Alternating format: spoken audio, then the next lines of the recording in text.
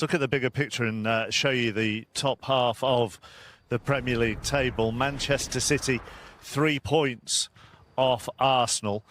Remember, they had those defeats to Tottenham and Brighton a little bit earlier. And you look at the sort of 3 clubs in the main who are considered to be in a title race. They've all had this period of being questioned inside 7 games, Jamie, haven't they? City with those 2 defeats. Arsenal for not being adventurous enough when they went to Anfield. And Liverpool are in that period at the moment. Yep, absolutely, and I think it might be that kind of season. I genuinely believe that. If you were to ask me whose shoes you'd like to be in right now, you'd have to say Arsenal. And that was before a game where people were questioning if they lose at Newcastle, are they out of the title race? And that's how quickly things can change. You know, Liverpool were unbelievable last year. I use the analogy that they climbed the mountain. They had so much togetherness. They were a desire to go and win the title as a team, and everything was spot on. You know, they had players that were playing at the peak of their form, you know, Virgil van Dijk and Mohamed Salah, and everything was absolutely right, and they blew teams away in the first half of the season. This year it's not going to be the case, and I just look at Arsenal and I see that they almost have what Liverpool had last year, and Liverpool have to somehow turn it around and get that sort of togetherness back and that belief, because it's sometimes, I wasn't lucky enough to win a title, but when you can see when a team are going to win it, and United were relentless at it, you can see that they knew what they had to do, and that's what Liverpool have to find again. And it's a little wobble. I said use an analogy, yes, it's a mini crisis, but they will get through it because the players they've got are too good for it not to happen, but they need players to get back in form. Manchester City have got the know-how, as Michael well knows. You mentioned it earlier on how many titles they've won. This is Arsenal's first time, and I think right now, for me, they are the favourites. The squad that they've built and the players that they've brought in gives them a real advantage. But you don't think that they could necessarily be as relentless as previous title winners have maybe been because of the nature of the league? Well, I don't think what Arsenal can. Yeah. No, they have the look. They have that look. They could be as relentless as, say, Liverpool last season. I think right now they're the ones to beat. You know, I think when I watched them at Newcastle, that was such a big moment from and we're talking 7 games in. Years ago, we didn't even put the league table up to 6 games, but now we've already going like this. They're going to happen. He's rubbish. He's okay, and then we're writing people off left, right, and centre, teams off. So everything can change. But as we talk right now, after 7 games, an international break upon us, I think Arsenal do look the team to beat, but do not write Liverpool off. But they have to find that belief again, because it has been difficult for them this pre-season. Make no mistake. I think it's about who holds their nerve. When we won the title in 2012, we didn't believe we could win the title. Then United go points clear, or we were points clear. Then United went points clear. They dropped points, and then we had to go into the final stages needing to win. I think there's a different psychological battle with yourself and the team and everyone around you if you go 5 or 6 points clear. I would rather be chasing than be ahead like when we won the league, because no one's expecting you. I think Arsenal now, they've got the players. Jamie's alluded to it. They've got the squad, but they just need to get over the line, and that is the bit, because it's going to be. We were all saying Liverpool, weren't we? We was all saying Liverpool at the start of the season. I mean, yeah. Every pundit was writing them off. Everyone was saying Liverpool. They was talking about all the signings. Isak going to be the different. Ekitike has been outstanding as well, and now a week later we're saying, well, Arsenal. I think it's just who holds the nerve the best at the right time. And emotion Correct. Played a part. There's no doubt at all for Arsenal that emotion has got in the way in the last few years for Arsenal at times. They have to stay calm. But with the players they've got, the only thing is Odegaard picked up an injury yesterday, and he looks like he'd found a little bit of form again. But there's going to be so many twists and turns. And I looked at Man City first half today, and we both did, and we're like, wow, this looks like a real team. But then you look at the second half, and Brentford could have easily nicked an equaliser. Absolutely. With Thiago had a big moment in the first couple of minutes of the second half when he goes through, and that's why you pay the big money for Donnarumma. That's what he does. He was an amazing save at a really important time, because if it goes to 1-0, you never know, the game could then turn, and then you're massively under pressure.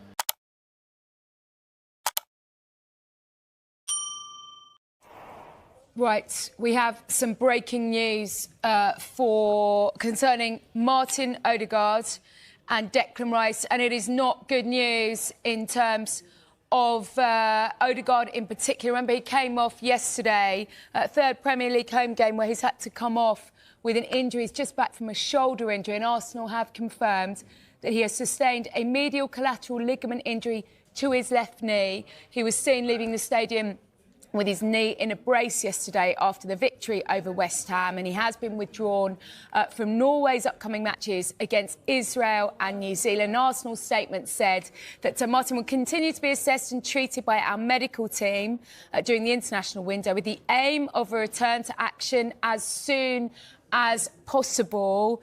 It's not sounding great, though, for the Arsenal captain, but slightly better news for Declan Rice. He will be fine to report for England duty. He was withdrawn with back pain on 79 minutes yesterday. So, yep, Arsenal, a couple of concerns, particularly over Odegaard, who's had such an injury hit couple of seasons, hasn't he? But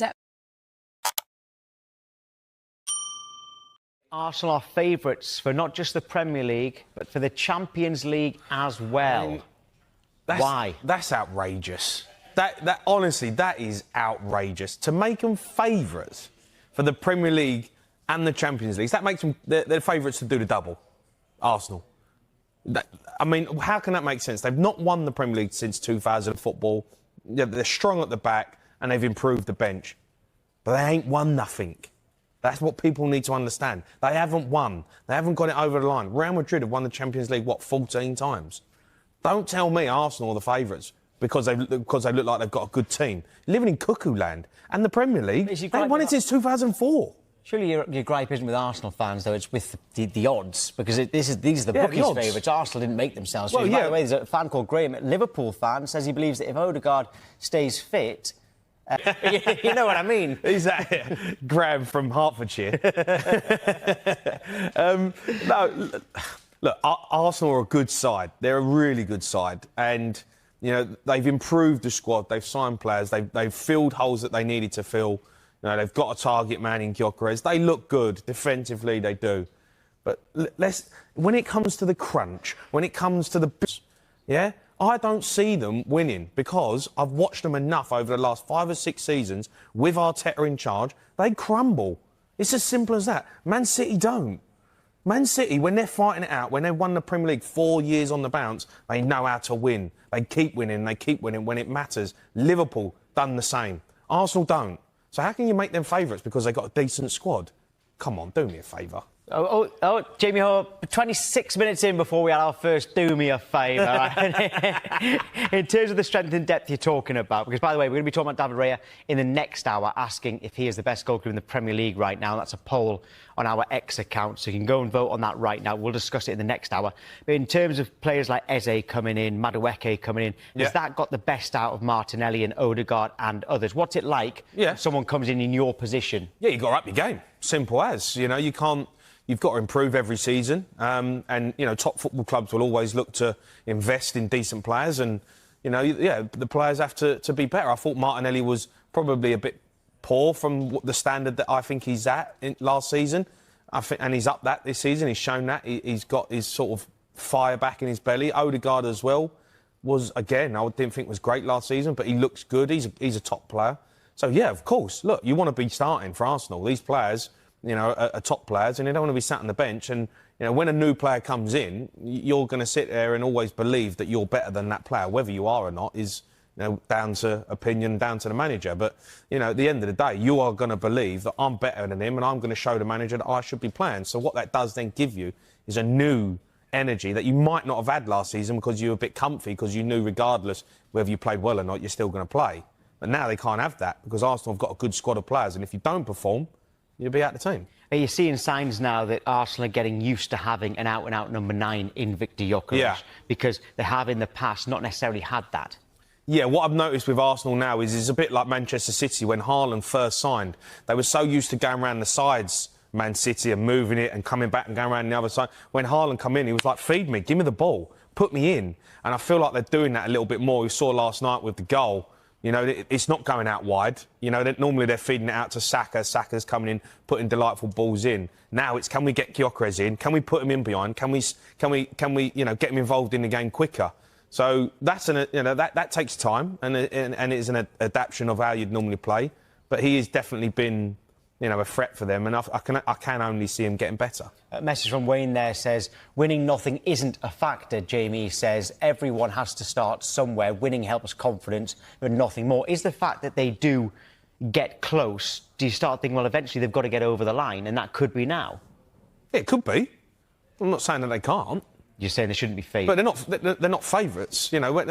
Arsenal, good side. But, winning's everything. Yeah, and getting it over the line when it matters is everything. That's why Liverpool have got all these trophies. That's why Manchester City have dominated with Pep Guardiola. Because when it matters, they win. Arsenal are a really good side and they look easy on the eye. Defensively, they're great. They ain't won nothing. They didn't win nothing last season. How can you be favourites if you don't win nothing?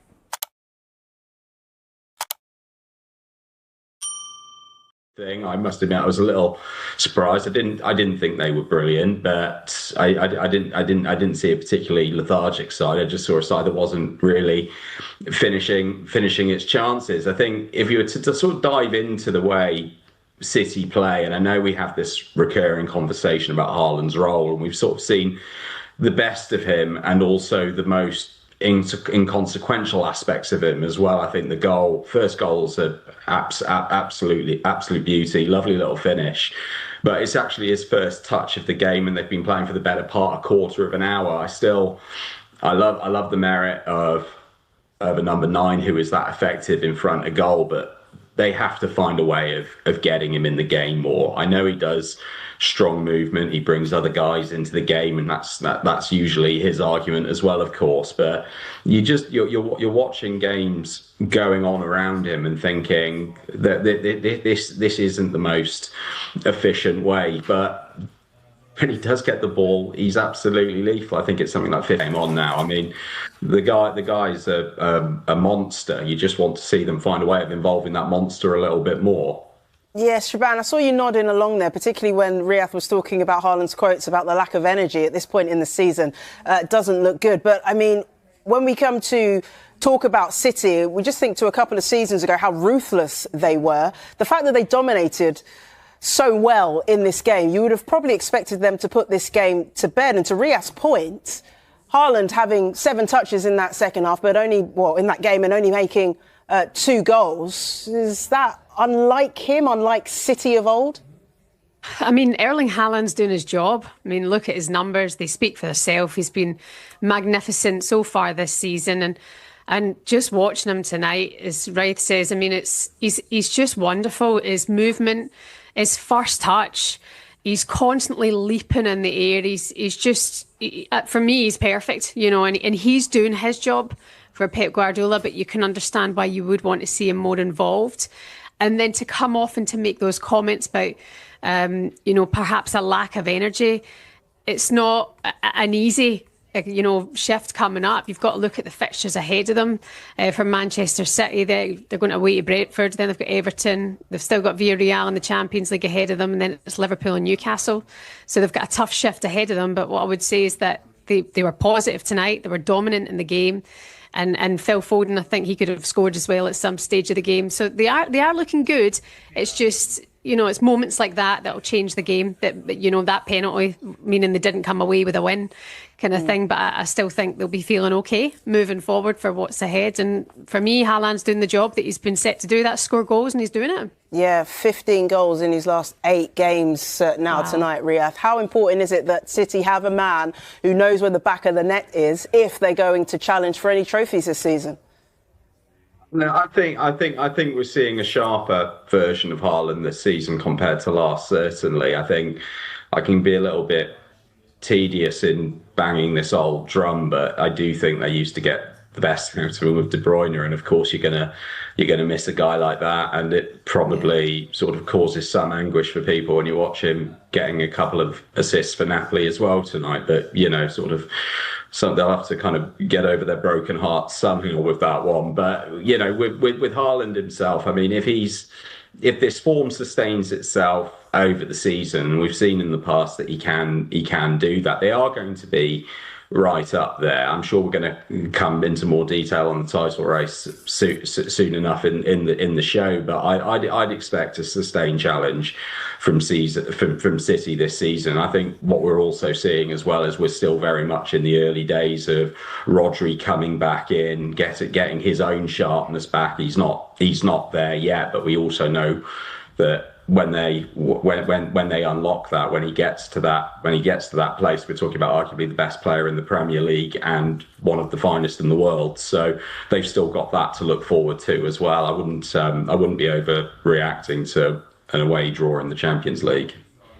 OK, moving on to Arsenal, 2-0 win for them against Olympiacos at the Emirates. Looking at the back page of The Sun, they've gone on the left-hand side there. He gabs Gabriel Martinelli with another goal tonight, the opening goal at the Emirates. Shaban, for a man that was under pressure, that was criticised, he seems like he's up to the challenge of challenging for his jersey each game. Yeah. Absolutely. You cannot take that away from Martinelli. That's 3 and 4 now for him. Really proving a point. And Jess, we have this conversation tonight, watching that performance from Arsenal, seeing what they've been able to do at the weekend and closing the gap at the top of the table that little bit more. I mean, Mikel Arteta has the most outstanding squad. You know, you can look at his bench and go, wow, magic. And again, it's the finishers coming on tonight. It was Bukayo Saka, comes on and wins them the game to make it 2-0.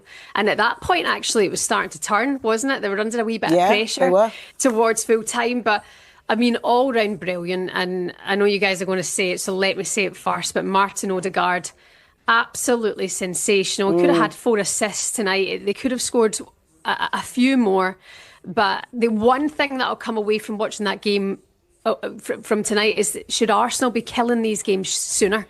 Should they be far more clinical in these situations? But they were magnificent. Odegaard, guys, I don't know if it's his new haircut, but wow, he was magic tonight. He was so good. So impressive. And Ria, this is coming from a team that made 6 changes after that dramatic win against Newcastle last time out. We talk about Arsenal's strength in depth this season, and there it was tonight in full view. Look at the second half. They brought Saka, Eze, and Declan Rice off the bench. It's if you can do that, you're in pretty good shape. And I think Saka in particular, I think he's a fabulous player. They might have a little bit of an issue now with Madueke. I don't think he was going to be knocking Saka out of the starting lineup in the long term, but to be able to rotate it around and have that choice of Martinelli, Trossard, Saka, Madueke, Eze, all of those as wide options, that's absolutely devastating. But when we look at Arsenal, and particularly nights like this evening where they're very, very strong going forward, I did think they rode their luck a little bit in the second half. Certainly, going to Shaban's point, they should have killed that game off a little bit sooner for what they created. But in terms of the balance of that squad and the qualities that they've got, we're talking about a team that we're into October now and they've conceded 3 goals this season. It's a fantastic defence. It's a fantastic attack. It's the deepest squad in the Premier League. So, if not now, when? As the phrase goes, for them actually delivering on this. I know we've kind of had this recurring conversation about Arsenal psychologically, whether or not there's a hurdle there that they need to get over in their own minds before they can deliver. But really, they've got every single ace in the pack at the moment. It looks like a season when they could do something special. I think, again, we'll probably come on to Liverpool at some point where they're at. We've spoken a bit about City, but when I look at that Arsenal squad, I don't see an inferiority to anyone else out there. So it's a very promising season for them, and they were also building, just to sort of disappear down a slight tangent here, but this home record as well that they've got in Europe at the moment is astonishing. I think 8 Champions League games. They've not conceded a goal. It's, everything right there when you look at it should be in place, but it's Arsenal. We've got quite a hefty body of work accumulated in the past that shows that they won't get it done. So I think they've got a great chance here. OK, and also I feel as though Arsenal playing well, this incredible record that they've got at home, as you rightly mentioned, Riyadh. Talk about making the Emirates a fortress. But Shaban, Bukayo Saka back on the score sheet again. We know he's not quite back to his best, but that will do his confidence the world of good. Of course it will. Of course it will. I mean, Olympiacos keeper won't want to watch that back, through his legs. But it was that wee bit of magic from Bukayo Saka. Last time I was here, we speak about, Saka, and when he's injured, he's so missed. And then when he's there in the team, he's sometimes maybe underappreciated at how much he can add to the attack of Arsenal. All round, they're just looking really, really strong. And again, that squad depth comes into it. Even Gyökeres tonight. The work that he did in the lead up to Martinelli's goal. Again, Odegaard, David Raya pulled off 3 wicked saves tonight as well. So all over the pitch, they look very, very strong. And Bukayo Saka will be a huge part of it if touchwood is to stay fit. But if they are to go on and win the title this season, you know that he'll be a huge part of that. Yep, and they've got another home game next before the international break. Roll on West Ham, Arsenal fans will be saying. Shaban, Riyadh, thank you for the moment. We're going to take a quick break now. When we come back, we'll look at more of the sports stories in the morning's newspapers, including this in the Metro. Is it time to panic at Liverpool? Curtis Jones calls for calm. We'll discuss that next. Stay with us.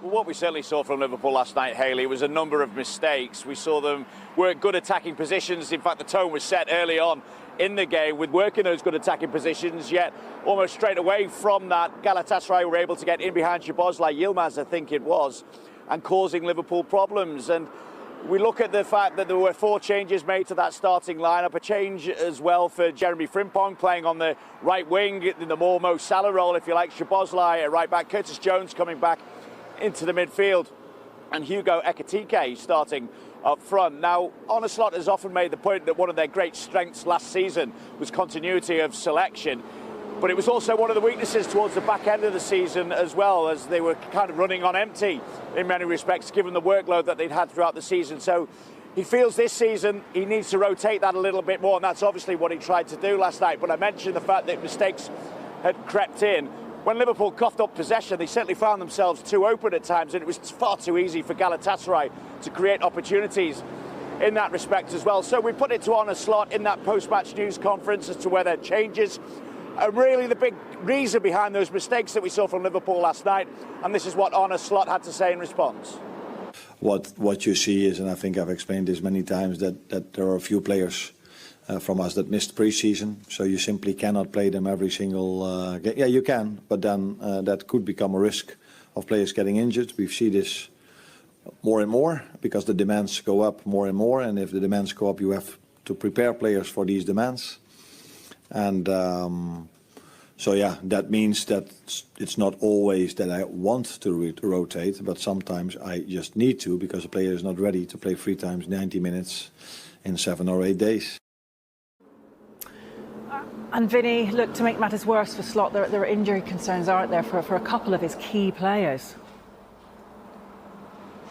That's right, Hayley. It made a disappointing night even more so because there were those injuries to Ekitike and to Alisson as well. Ekitike went down in about the 68th minute. He was just overstretching, trying to retrieve possession of ball behind him, and you almost knew immediately, I think, that he was going to have to come off. And it seemed quite hopeful at full time as to whether Ekitike is not going to suffer any long-term damage in that respect, not spend too much time on the sidelines, although there was that caveat to that the adrenaline's still pumping after a game, and when you're walking around, it's a little bit different to sprinting. There was more concern over Alisson, the injury he picked up, though. It seemed quite innocuous at the time, made a save, but then he signalled pretty quickly to the bench that he couldn't continue, had a little bit of treatment on the pitch, and then had to go off.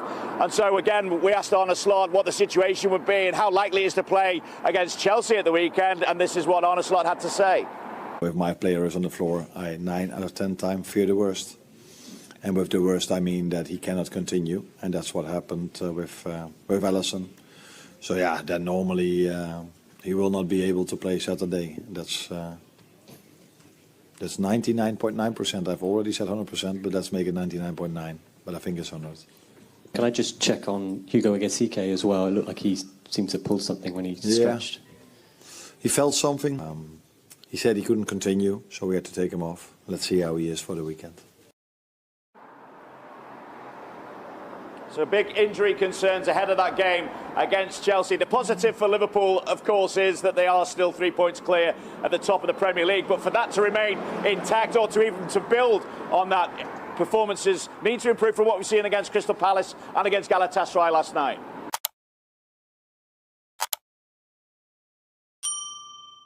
And Achampong both injured. That means it's 6 centre-backs unavailable at the moment. One, of course, Chalobah was suspended for this game. Yeah, I think these certainly Josh picked up a cramp because he's been out. He hasn't played, obviously, a game of this enormity for a long time, and just remember from experience when you play, I think so. I'm sure he'll be fine for the next game. Badiashile, I'm less sure. Obviously, that we'll have to see about that one. But obviously, Levi Colwell's so important. He's long-term. How long Cole Palmer, the man obviously that is so important to this team, how long he's going to be out for. Liam Delap has got a hamstring. He's going to be out for an awful long time. And, you know, obviously Fofana, Santos, Chalobah, I think he's obviously, what did he get, 3 games for that? I mean, yeah, would he be back for the Forest game? So, yeah, it's just difficult, you know, always difficult. But if you look at one of the things, obviously winning the Club World Cup was huge for this team, huge for the club, huge for the players, because it gives them a real belief that they are genuine competitors in world football. But it's come at a cost. I think if you look at PSG, I know they won in midweek against Barcelona, but they're decimated by injuries. And it's come at a cost because of all the games and players having a disrupted pre-season. They come in for like 2 weeks. So I think Chelsea will be a slow burner as well, and will get better as the season goes on. And we're so quick to judge teams right now, but it doesn't matter after 7-8 games. It matters at the end of the season. And I think Chelsea are going to get stronger and stronger. So FIFPro, one of their requirements is to look after players' welfare and speak out about it. They say that teams should have 28 days free at the end of the season and then 28 days of pre-season to prepare for the next one. Chelsea, because of going to the Club World Cup, for which they got about £90 million, so that there is a financial incentive for them to go and take part. But because of that, they had 20 days free before they went off and started back in pre-season, and then it was just 13 days of pre-season. Do you think that is a factor in if not all, then some of those injuries? Absolutely, and as I say, sorry, Matt, it's no coincidence because PSG have got a similar problem, and players are, you know, they talk about Pedro is playing with an injury, the centre forward. Obviously, Caicedo, they reckon, is playing with a bit of a groin problem.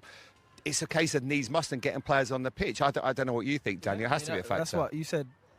Just 28. What was it? 28. Supposed to be 28 and 28.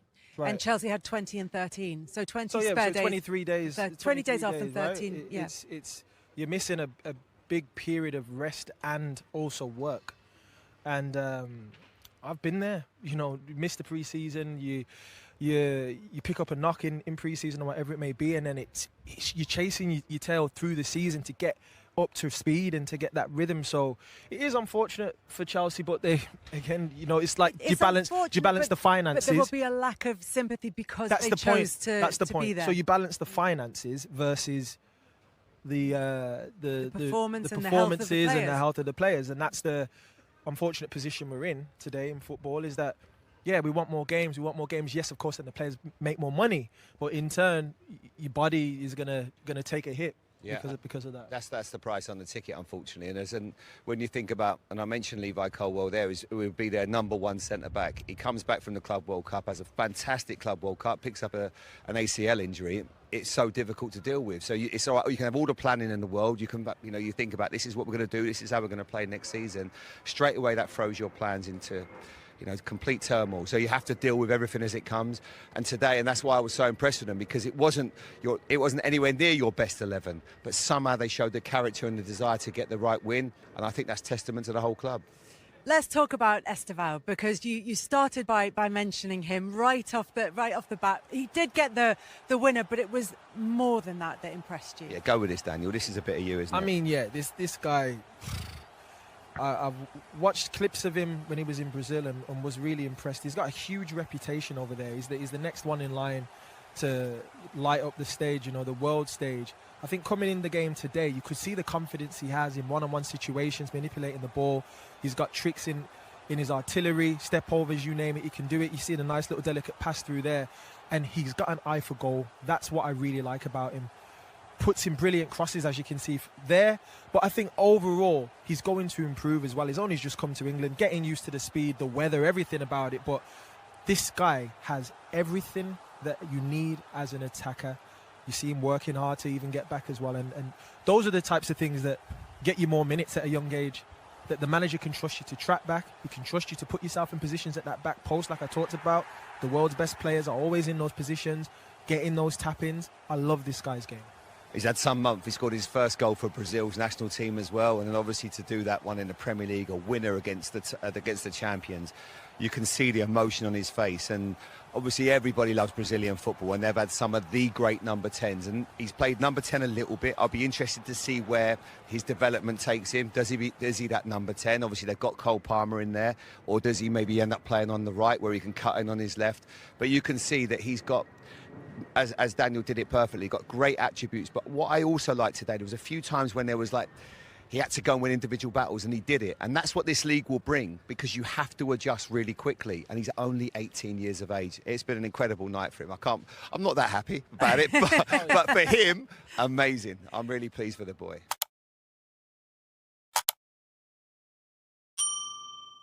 Listen, every time we talk about Manchester United, it does feel like deja vu, because after an awful performance a week ago against Brentford, which we much discussed at the start of the programme, they're back to winning ways at home.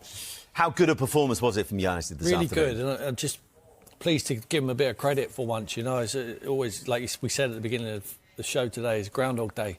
You know, keep criticising them for bad performances, but we're only saying what we see, and what we saw today was a very good performance from Manchester United.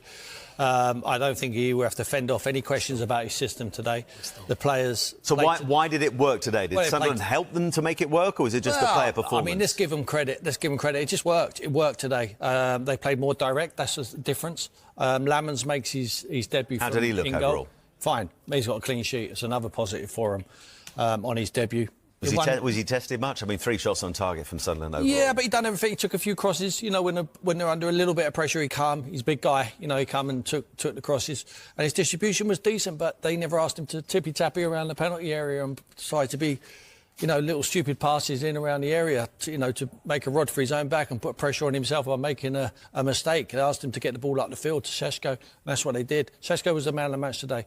You know, he flicked things on, he took defenders under the ball, and the likes of Mason Mount and then Burma were just narrowing up off the sides. The width was coming from the wing-backs, and they were giving him load of support. You know, he was holding the ball up, he was laying things off to Bruno Fernandes, who was breaking forward. Casemiro was just playing as a 6, just a little bit of protection. That's all they needed today, just that one in there. And they dominated from start to finish. And put into context, listen, it was in a losing cause a week ago, but Šeško gets his first goal. He's got another one today. The opening 6 games didn't get a goal. He began to look about like that United shirt we talked about earlier, being in a way already heavy on his shoulders. These last 2 games for him personally have been massive, haven't they? I think that Ruben's left him in the team, and that's absolutely what you have to do. Get your confidence up. He should have played him at home to Burnley, a newly promoted side. In that game, I thought he should have blooded him. It's difficult when you're playing like Man City, you know, when you're getting thrown in and it's hard to get a kick of the ball, and then you're coming off the field, you know, and he's making changes and your confidence just gets drained. Yes, he scored in defeat last week, and it's the first goal at the Stretford end today. It'll be massive for him. Celebrated it like it was the best goal he's ever scored, and rightly so, because he needs to score goals. They brought him to score goals, but his all-round play today was very good. He's not someone who's going to burst away from defenders and run in on goal, but what he is, he puts himself about, he brings others into the game, and his goal today was a long throw, just got flicked on, he was in the right pace at the right time, just got across the defender and tapped it into the back of the net. So, you know, it was really good for Man United today. And I was saying to Clinton after the game, they're clapping the fans, they're walking around the pitch. These Man United fans are so good. I mean, they're standing there, largely still in the ground, and they're clapping them off the pitch. It's been them guys have seen them be brilliant. We talked about how they was great.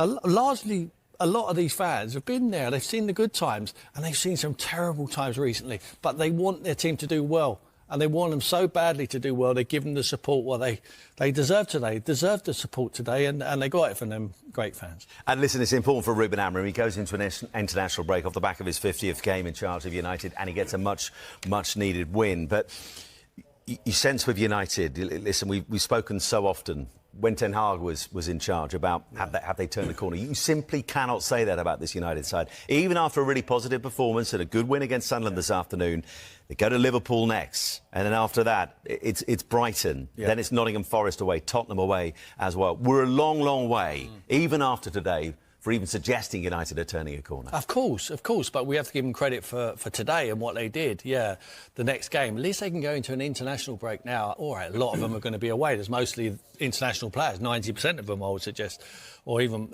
more. They're all very good players. They'll be away, but they can get a break. The manager can, get some life back into himself, knowing that when we talk about a manager who needs to be able to coach and needs to be able to teach them how he wants them to play, it's quite sophisticated how he wants them to play, but he, more than any other manager, is going to have the time to be able to do that. They're out of the Carabao Cup. They're not got to worry about Europe. He has got the most time on the training pitch out of any manager in the Premier League, and he's got to make advantage of that and take advantage of that. And I think. But are you confident he's got time in the dugout, though?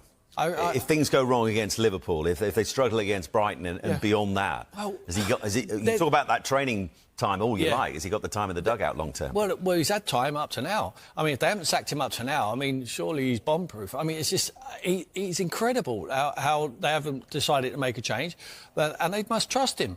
And you have to give them the benefit of the doubt. Today, they performed very, very well.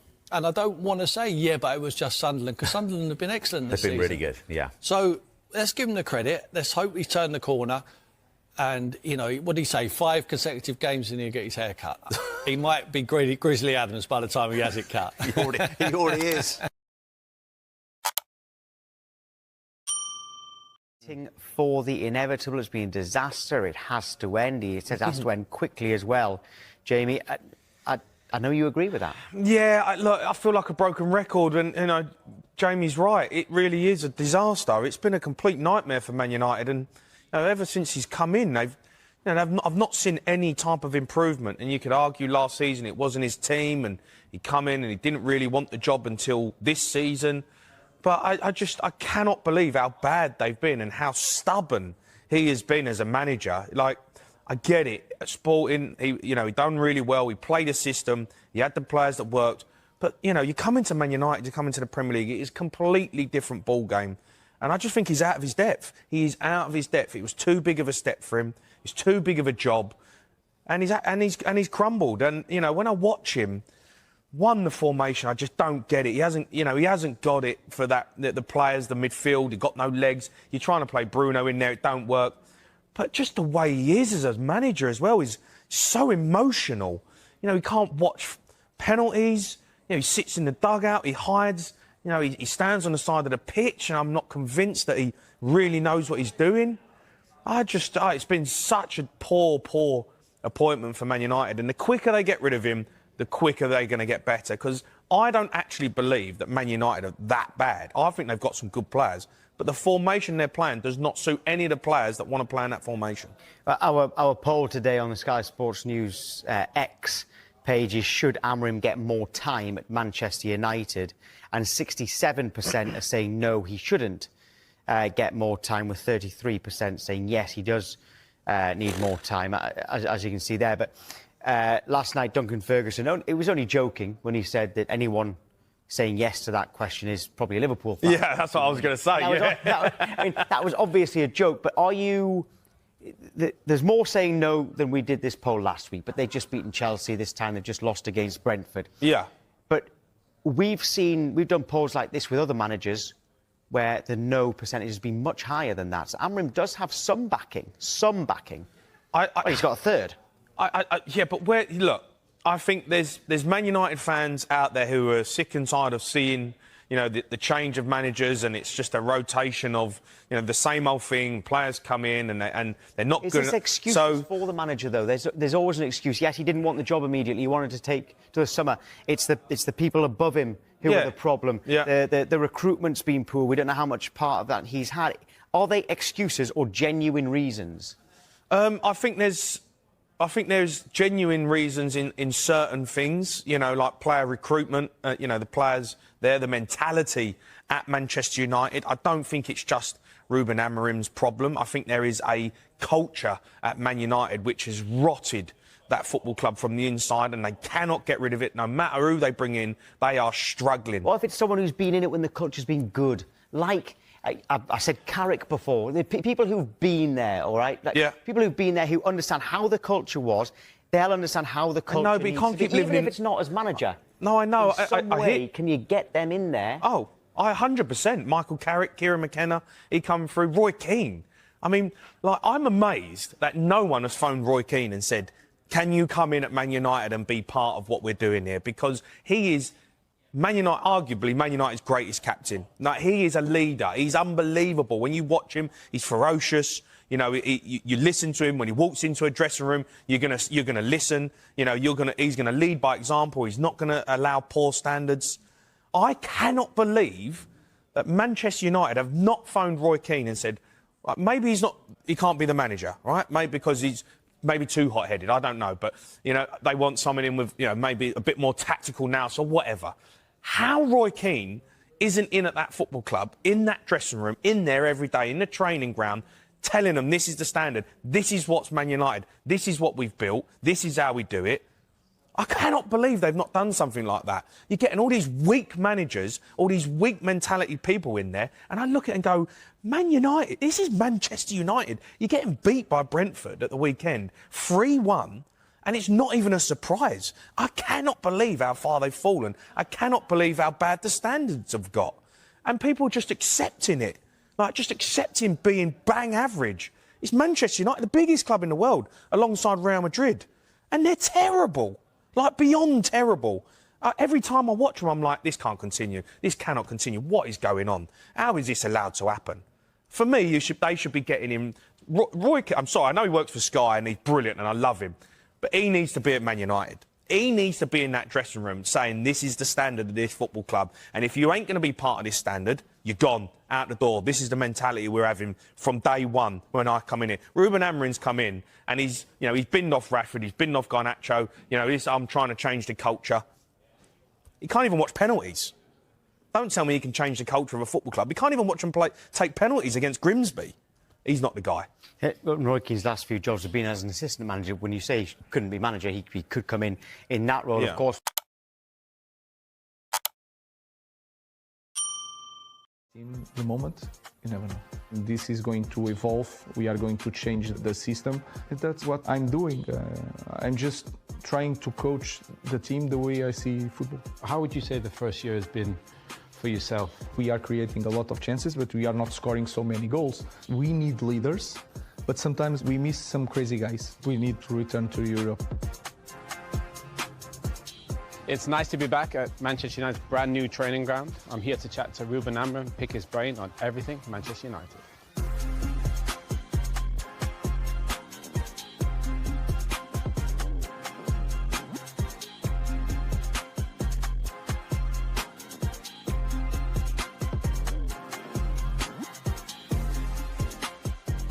How was training? Good? It was good.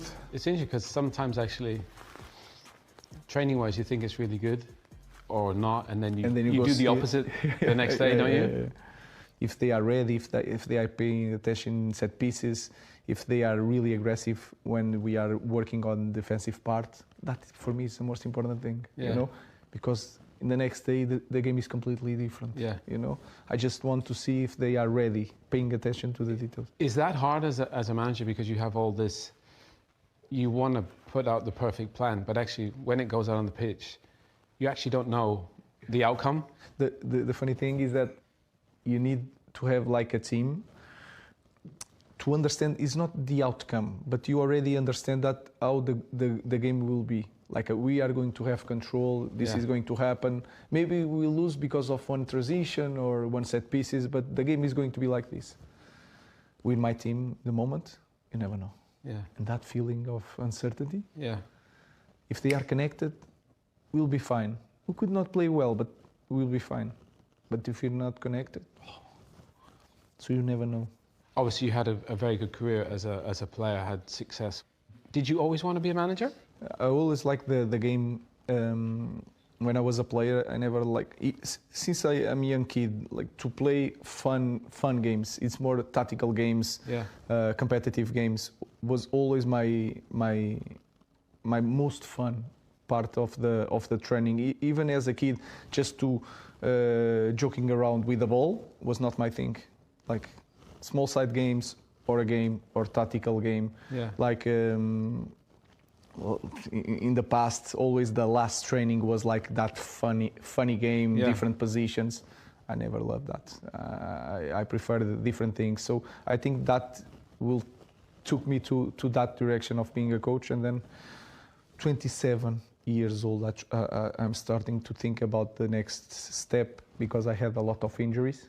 And I was starting to think about what I'm going to do next, and it was clearly being a manager. Then I started studying, and then after 2 years of stopping, because I stopped with 31. Yeah, me, I was the same, 31. Yeah, I remember that you had a lot of injuries also. Yeah. So since 27, my thinking was I want to be a manager. Because actually, to come here and be the manager of this football club, it's a long journey, you know, in football. And obviously you had amazing success at Sporting, and you obviously chose Man United. How would you say the first year has been for yourself? It was like everyone understands and knows, so it was really hard. It's a completely different reality.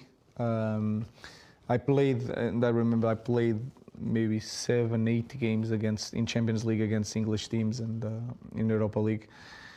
But to play this league is completely different. Yeah. Even the game that team plays in Europe compared to here in England is completely different. Yeah. So that was, I learned a lot last year. But the biggest difficulty was to change completely, to come from one place that you control more or less the outcome of the games, how it's going to be, to have that certainty in every moment, to come to a team and to a league that you never know. Yeah, I think you mentioned in one of the previous interviews, physicality was a big thing.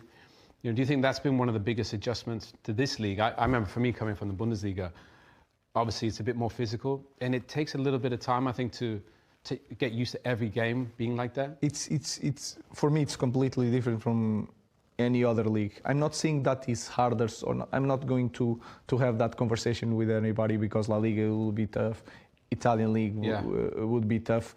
But here, if you sit down and you love football and you see La Liga game, even the top teams, and you see a game from that weekend, and then you change the channel to Premier League, the game is completely different. Yeah. The physicality, the second balls, every set pieces, you have to be really strong, really connected.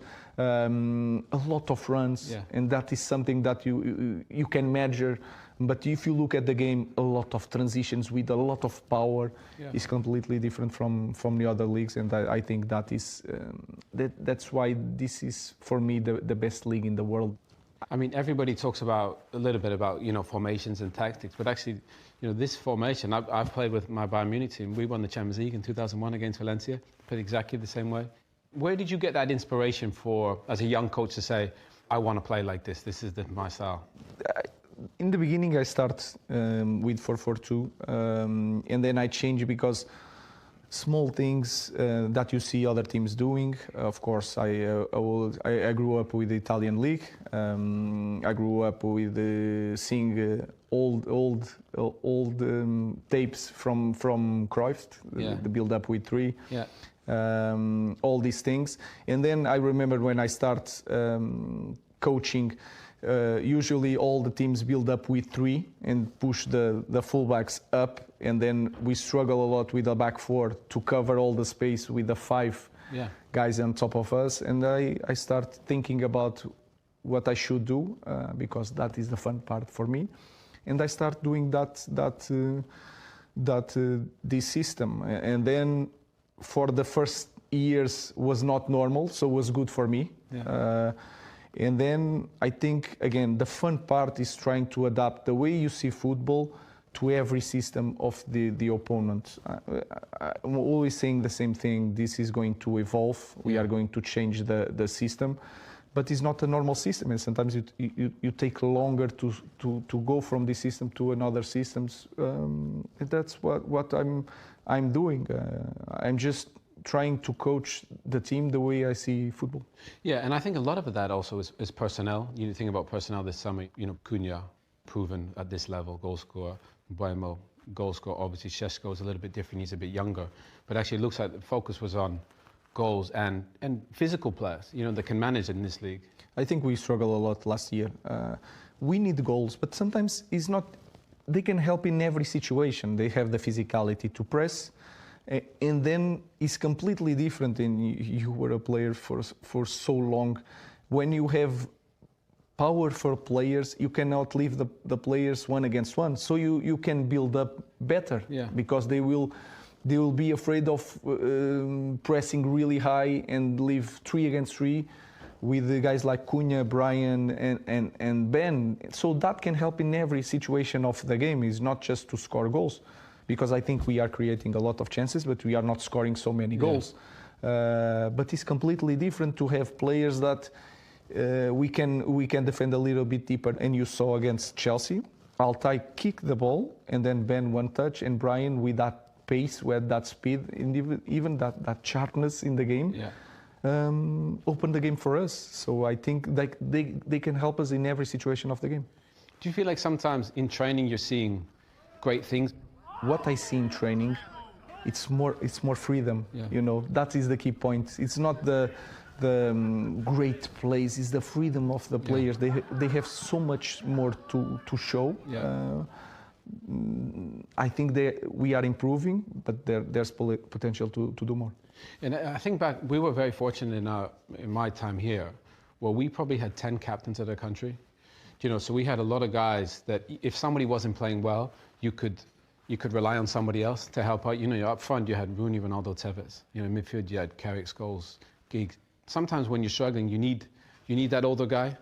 Right now it feels like it's Bruno or it's Harry Maguire. But I think not having a lot of those guys can actually be tough for some of the younger players when it's a difficult situation like the club's going through. I think we have a lot of players that they were here for many years and we are struggling.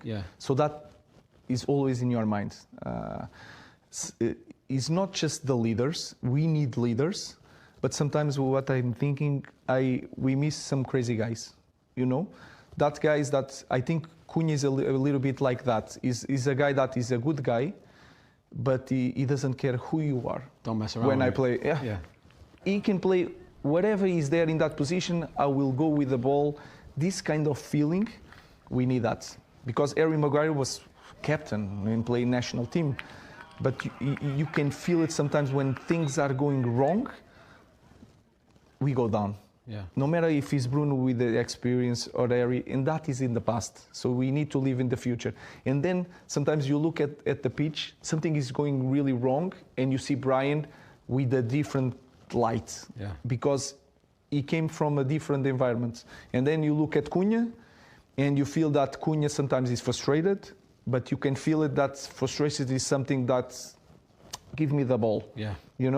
So we miss that. So we need to forget the past, and we need sometimes that crazy guy that it doesn't matter that the world can be on fire, but I don't care.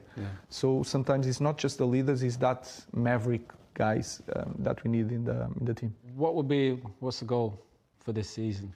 I think we need to return to Europe. But the funny thing is that, and this is hard for our fans to understand that, I don't know what is going to happen. We are going to play better. That is my feeling, and I think every data. And if you see the games, you can feel it that we can win the games. Well, thank you for taking time, show me around. I love the new training ground. It's amazing, and good luck for the rest of the season. Thank you very much. Thank you. Thank you.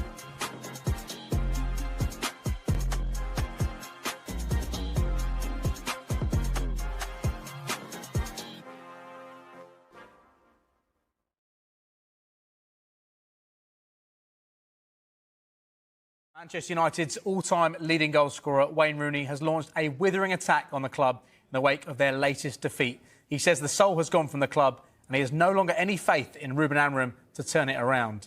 The pressure on Amorim has increased following the 3-1 loss at Brentford, their third defeat in the opening 6 Premier League games of the season.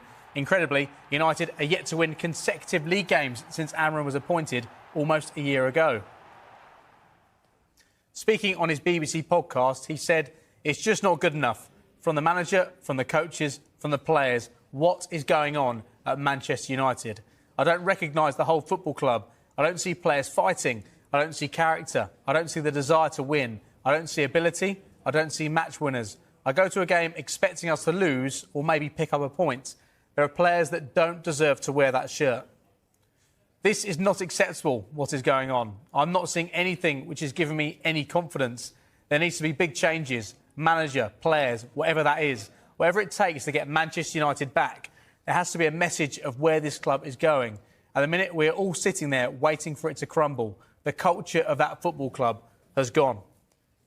I see it on a daily basis. I see staff losing jobs, people walking out of jobs. I've got 2 kids at that football club, and I really hope this doesn't affect what they're doing.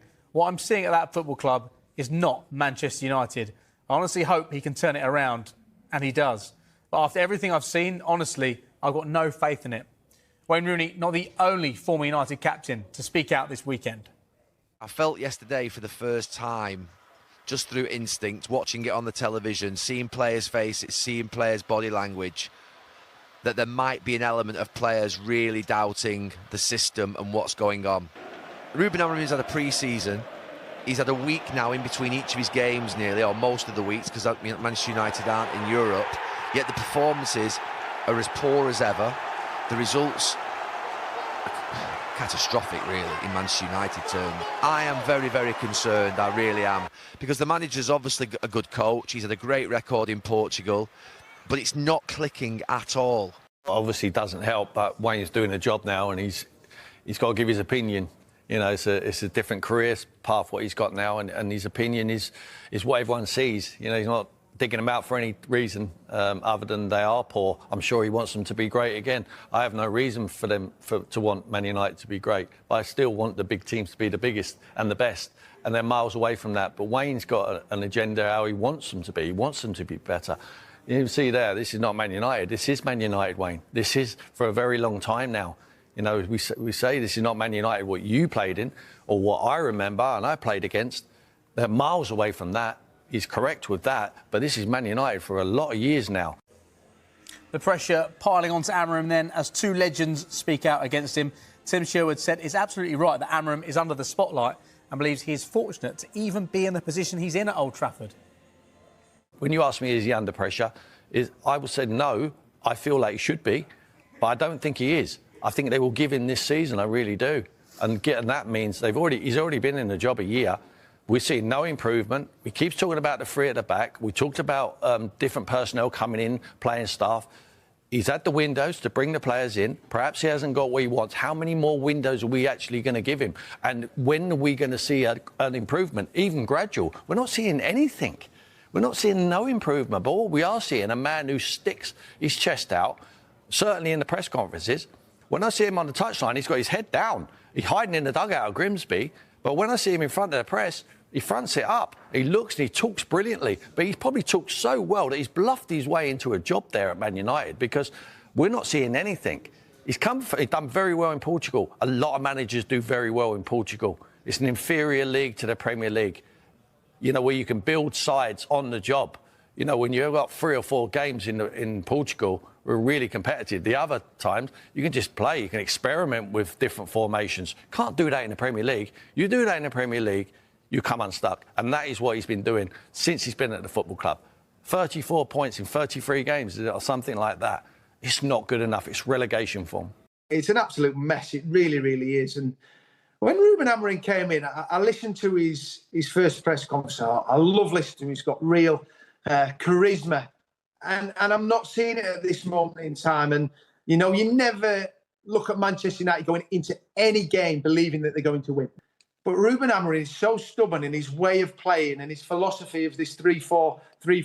It just doesn't suit. And if you don't get results, they didn't get them last year, and it started exactly the same. And ultimately, if you're at Manchester United, you come under scrutiny every minute of the day for what you do. And you have to get performance. This has been going on for numerous years now, and it just isn't good enough for Manchester United. I mean, you look at him as a leader. He looked down the other day when he'd lost the game. He comes out and the quotes that he says at times, you just wonder how long this can go on for. Well, Chief Correspondent Kaveh Solokol joins us for more on this now. Kaveh, Wayne Rooney hasn't held back today, has he? What did you make of his comments? I think he was speaking as a Manchester United fan. I think he was speaking like somebody who needed to get something off his chest. Look, we want ex-players when they're talking about clubs to be honest, and he was being honest, but it still takes you back, some of the things he said. He said he's got no faith in Ruben Amorim. He said the soul of Manchester United has gone. He says he goes to games expecting United to lose. He said some of the players are not fit to wear the United shirt. And he also has something still invested in Manchester United, because he mentions the fact that 2 of his sons are in the United Academy. And he made the point that he hoped that speaking out was not going to affect their futures at the club. And he also basically said that somebody needs to do something. This cannot go on the way it's going on at the moment. He says that something has got to change. Does that mean it could be the manager? How much patience can they have in Ruben Amorim? Look, I think United's position at the moment is that they are going to back the manager. But we've now got this cycle where it seems every weekend United lose. On Monday, we get the ex-players. Saturday night as well, the players having their say, criticising Ruben Amorim, criticising the club. Then on Monday, we have the club coming out and saying, well, we're going to back the manager. But look, you know how football works. I know how football works as well. We know that behind the scenes, clubs at all levels always have contingency plans in place in case they decide to make a change. Just go back 12 months. I remember reporting on the fact that United had faith in Erik ten Hag and they were going to back Erik ten Hag. We all know what happened to him. Interestingly, if you look at Ten Hag's record after 6 games, it was exactly the same as Amorim's record after 6 games. Both of them won 2 games, drew 1, lost 3 games. What happened to Ten Hag? After 9 games, they lost, I think his 9th game was away at West Ham, 2-1. He was sacked at the end of October. I'm not saying that Ruben Amorim is going to get sacked, but what I'm telling you is that something has to change. If results don't improve, then United will change their manager. That's the way football works. The fact is, United have to finish in the top 4. They're aiming for the Champions League. If it looks like that is out of reach, then the owners of the club will feel that we have to make a change, because not being in the Champions League costs them so much financially. The Glazers have given up control of the football operations to Sir Jim Ratcliffe's Ineos. What do you think the Glazers are making of this right now? Because they're not completely detached from the situation. Well, they're probably thinking, running Manchester United is harder than it looks. You came in, you wanted control of the football side of the operation. We've given you that control of the football side of the operation, but you have to be honest. Ineos are not doing a better job than the Glazers were doing. The Glazers, I understand all the criticism they've had from United supporters, but if you look at their record, the football was better under the Glazers than it is now. And the Glazers themselves are still United fans. They watch all the games. They will be hurting like other United fans as well. And because they have majority ownership of the club, of course they're going to have a say in what happens next. But look, the bottom line is this cannot go on. I know from the club, everybody will be saying Ruben Amorim is our head coach. We are backing him. He's going to be a manager until the end of the season. But if results carry on the way they are at the moment, things will change. And if you look at the games they've got coming up, Sunderland at home this weekend, that is a game they could easily lose. Then you've got the international break. After that, you've got Liverpool, Brighton, Forest, Spurs, Everton, Palace. These are games that United could easily lose. Easily they could lose these games. So unless there's a reaction from the players, unless Ruben Amorim can change things around, it doesn't matter what people are saying, United will make a change. It's just a matter of when it's going to be. I, personally, my own opinion is they would make the change when it looks like they're going to miss out on the Champions League again. That game against Sunderland feels like a big one. Thanks for now, Kaveh. Massive.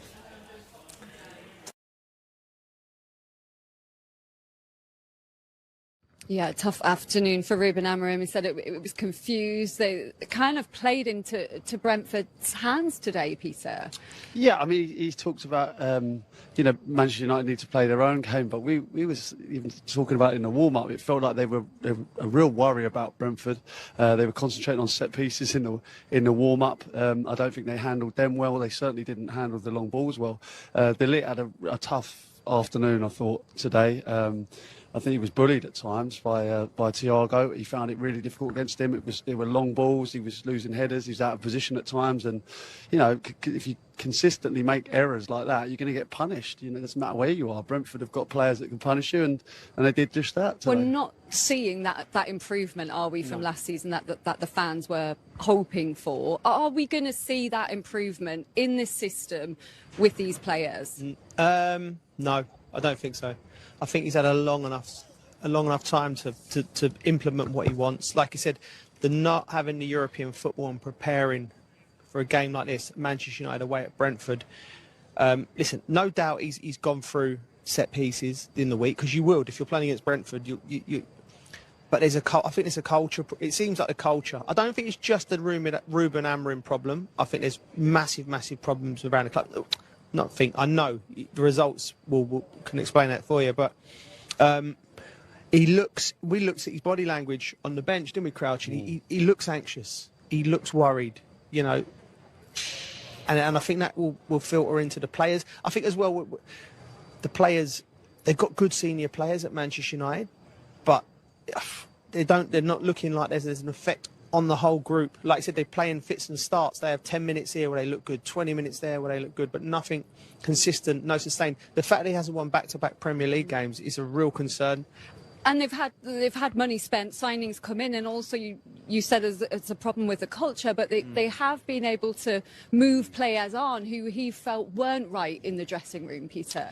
Yeah, I think there was definitely an attitude issue, with some of the players. I think at Manchester United, I think they've moved on some of those problems, but I don't think it's proved again today.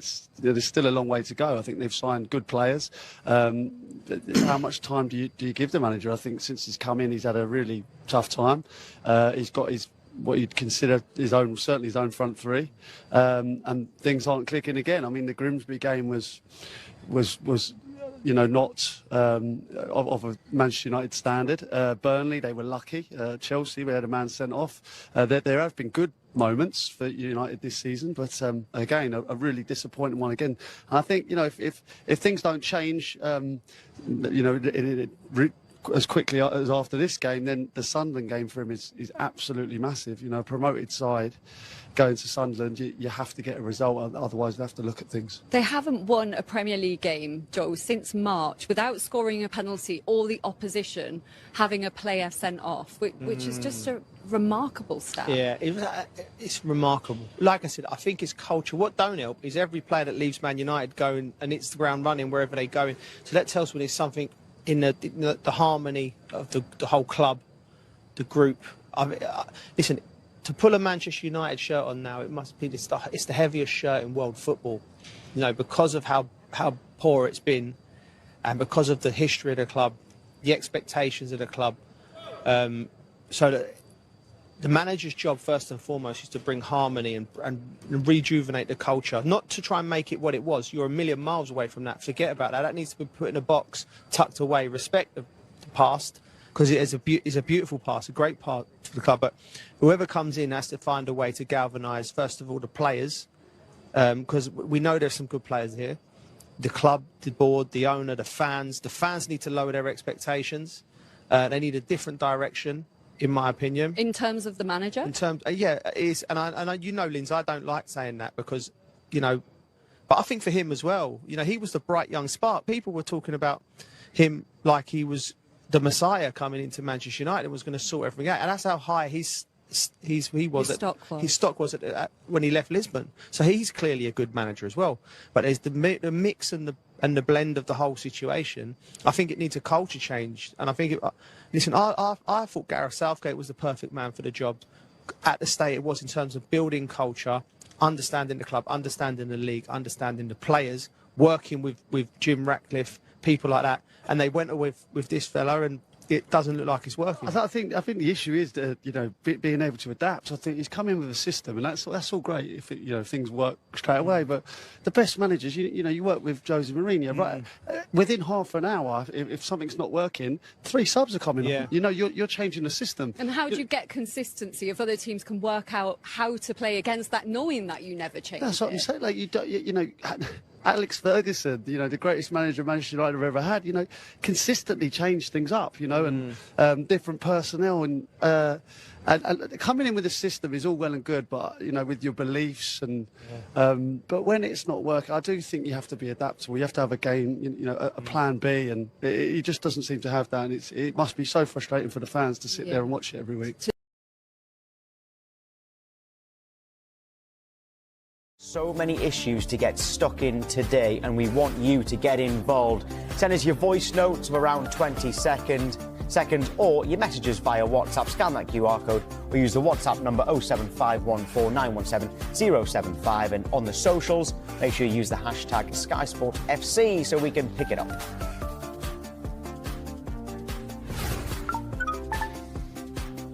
Right, England have named their squad for the games against Wales and Latvia, and we can join our football correspondent Rob Dorset now. Right, who's in, Rob? Tom, take a breath, because this is going to surprise you. It's a really surprising squad that Thomas Tuchel has named. One that looks very similar, you have to say, to the one he selected last month. But there are some big names who are back available, and some of them are not in there. Absolutely chief of those is Jude Bellingham, the man who's just been named England's Player of the Season for last season in an England shirt, is not included in this squad, even though, as far as we're aware, he's fit and available. Remember, he had that shoulder surgery, which kept him out for several weeks, missed out for Real Madrid, missed out on the England squad in September, but he's back playing, and he's not in Thomas Tuchel's England squad. Now, we don't know why. I cannot believe he's been dropped. He's England's best player, England's most important player. Thomas Tuchel has alluded to that himself. So I suspect there's been some discussion with Real Madrid and with the player himself about the loading and how much game time he's had since he's come back from injury. But that needs an explanation when we hear from the England manager in less than an hour's time now on Sky Sports News. Big headline, Jude Bellingham not included in this England squad. Bukayo Saka is straight back in. He's recovered from that hamstring problem. We expected him to go back in. He has. But another big headline for you, Phil Foden, who's been outstanding for Manchester City this season.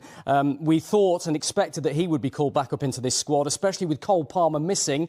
No, Phil Foden is not in this squad either. Neither is Jack Grealish, despite his good form for Everton. And that surprises a few people as well. If he's not going to get in this squad with the way he's playing right now, it looks a long road for him to get into the World Cup squad next summer, you have to say. Elliot Anderson, the standout player of the last international break, he keeps his place, but Adam Wharton misses out once again.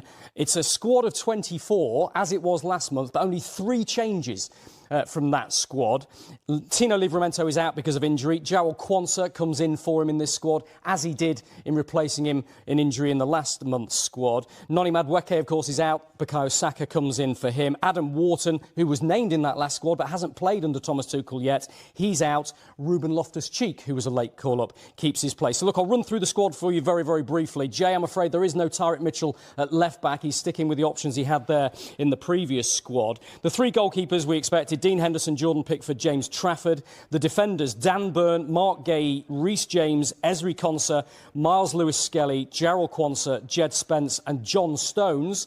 Thomas Tuchel desperate to see John Stones in an England shirt because he hasn't played for him so far and had to withdraw from the last camp because of injury. In the midfield, Elliot Anderson, as we say. Morgan Gibbs-White keeps his place. Jordan Henderson, Ruben Loftus-Cheek, Declan Rice and Morgan Rogers. And then in the forward department, Jared Bowen, Eberechi Eze, Anthony Gordon, Harry Kane, Marcus Rashford, Bukayo Saka and Ollie Watkins. So some real headlines there, but none bigger than Jude Bellingham missing out. Yeah, and we'll see what Tuchel has to say at 11 o'clock. Rob, thank you.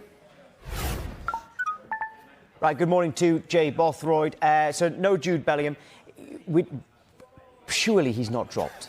He can't be. I mean, we're going to hear from Thomas Tuchel at 11 o'clock. There's some shocking decisions. To be perfectly honest, I mean, even the Phil Foden one, that's more shocking to me because at his absolute best, in my opinion, Phil Foden, if you play him as a number 10, is our best number 10. But then, I mean, he's not in the squad. Bellingham's not in the squad. Great player. Grealish, he's been playing well, not in the squad. Wharton, not in the squad. And then you see Ollie Watkins in there. As much as I like Ollie Watkins as a forward, he works really hard. He gets assists, gets goals. He hasn't played well this season so far. So I'm surprised to see him in. To be honest, I'm pretty shocked, I can't lie. OK, you asked for Tyreek Mitchell to be in. Was that because of him personally, or you think there's just a dearth of left-backs at the moment for England? Personally, he's played fantastically well for Crystal Palace. He's always fit. Like you rarely see him out of the team. Was it 19 games unbeaten now at Palace? Defensive line really solid. Gets up and down. Good delivery. I don't know why he would be getting overlooked. Livramento's injured. Yes, there's Skelly, but there's a real shortage of left backs. You know, before we used to have quite a lot of fullbacks to choose from. Now we don't have that, and he'll be really disappointed that he's not in this squad. And is there? You mentioned Ollie Watkins there, who hasn't found form yet, although he did score at the weekend, didn't he? Is there a lack of strikers as well then? If we can pick if England are picking an out-of-form striker, does that mean that there's not enough strikers? Yeah, I definitely would say so, especially as that number 9 role. Obviously, Kane's always going to play when he's fit. He's still, like, unbelievable, arguably the best number 9 in the world. I think if Delap was fit and playing, I think he probably would be in this squad now, because I think he's a fantastic young player, great talent, can score goals. There's only 2 out-and-out strikers, really. Kane and Watkins are in there. I mean, yes, I know Rashford. There is definitely a shortage, Tom. There. Bowen has played there, but they're the only 2 out-and-out. But we don't want to put round pegs in square holes. We want to have your best players played in their best positions, and that's what you see with the other nations that are successful. They don't go out there and be a makeshift left winger when you've never played there. Sometimes you can step in, but ultimately you want to play your best players in the best positions, and I think that's how you get a successful national team. There was a message just before. There's one on the screen there from Adam, but the one before was from someone called Elliot, who said that he thinks Jude Bellingham is overrated and not as important to England as we think. I don't think he's overrated. I think we're going a step too far there. I think he's still a great player, Jude Bellingham. He scored some really important goals in the Euros. I don't think he still didn't have the best Euros, but he did score some really important goals for us. But there's no doubt about it. He's an unbelievable talent, and I think he will go from strength to strength. But like you said, if you're talking about an absolute number 10, of all the ones we have at their very, very best, I would still take Palmer and Foden as a number 10 in that position over Bellingham. Graham, I see Bellingham as number 8. Yeah, well, actually, funny enough, so do I, but he seems to be seen as a 10 by everyone else. A message there on WhatsApp from Graham says, no Wharton, no Mitchell, just laughable. Now, he might be a Crystal Palace fan, he might not be, because even so, like, it shows how well that those two have been playing. I don't understand. Why is Wharton not in it? There's so many top clubs at the moment. He has been injured. I wonder if hovering around him. Yeah. But OK, if he's carrying injury, yes, then I can understand.